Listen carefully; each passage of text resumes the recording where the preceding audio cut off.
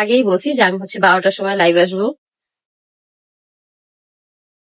আর জানি না কেন আমার মানে ফোনের মধ্যে আমার ফেসটা এরকম দেখে, আমি এটাই বুঝি না আসলে।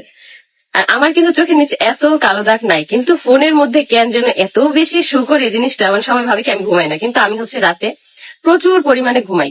মানে আমি মনে হয় রাতে 12টা বাজে ঘুমাইলে সকাল 9টা বা 10টা বাজে ঘুম থেকে উঠি, মানে এরকম অবস্থা। তারপরে আমার মনে হবে কি আমার চোখের নিচে কালো দাগ পড়ে গেছে। আসলে কি আমি মোটা হওয়ার কারণে আমার গালগুলো বাড়ছে না, এই জন্য আমার চোখগুলো নিচে পড়ে গেছে।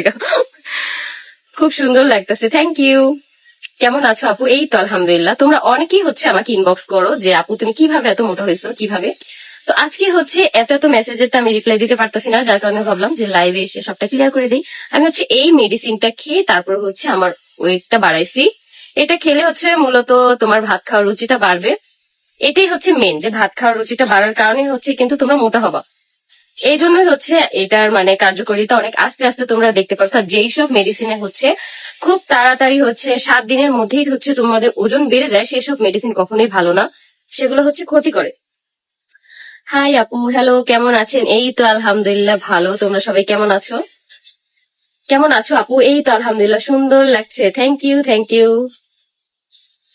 আমাকে তো সুন্দর লাগবে, আমি তো হচ্ছে মেকআপ সুন্দরী, এই জন্যই তো আমাকে এত ভালো লাগে, তাই না?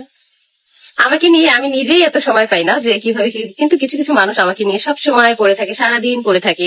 আমি কখন কি করতেছি, আমি কখন হাঁটতে গেছি, কখন মুততে গেছি, সব সময় মনে করে এগুলো ফলো আপের মধ্যে রাখে, যে কখন আমি কি করতেছি। যাই হোক, এগুলাকে বলে হচ্ছে বিনা বেতনে চামচা। বিনা বেতনে হচ্ছে চামচামি করে।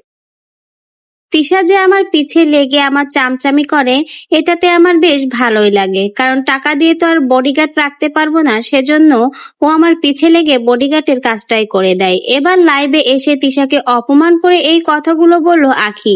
এছাড়াও এবার লাইভের মাধ্যমে তিশাকে একেবারেই ধুয়ে দিয়েছে আখি। তো ভিউয়ার্স, আখি তার লাইভে তিশাকে নিয়ে আর কি কি বললো আর কিভাবেই বা আখি তার লাইভে তিশাকে ধুয়ে দিল, তাহলে চলুন ভিডিওর মাধ্যমেই দেখে নেওয়া যাক। বিনা বেতনে হচ্ছে চামচামি করে। বডিগার্ড তো আর টাকা দিয়ে রাখতে পারবো না, এই জন্য বিনা বেতনে যারা আছে তাদেরকে আমি অনেক অনেক ধন্যবাদ জানাই, যে বিনা বেতনে যে আমাকে এত ফলো আপ করে। আয়াস কই আপু? আয়াস হচ্ছে, আয়াসকে নিয়ে হচ্ছে রিয়া একটু নিচে গেছে। মানে হচ্ছে আমাদের, আমরা যে বাসা থাকি এ বাসা হচ্ছে আমার ফুপিরাও থাকে, আমাদের ফুপিদের বাসা হচ্ছে ঘুরাতে নিয়ে গেছে আয়াসকে। সুভা নামটা একবার বলো প্লিজ। এই যে বলে দিছি। আপু আর মোটা হয় না আপু, আমি হচ্ছে এই মেডিসিনটা হচ্ছে আমাকে কমপ্লিট করতে হবে 3 মাসের একটা ফাইল, যেটা হচ্ছে একদমই শেষ পর্যায়ে আমি চলে আসছি। তো এটা কমপ্লিট করার পরে কিন্তু আমি আর হচ্ছে মোটা হব না, কারণ আমার এই ওয়েটটাই হচ্ছে একদম পারফেক্ট একটা ওয়েট। এটা হচ্ছে আমার সব সময়ের জন্য থাকবে।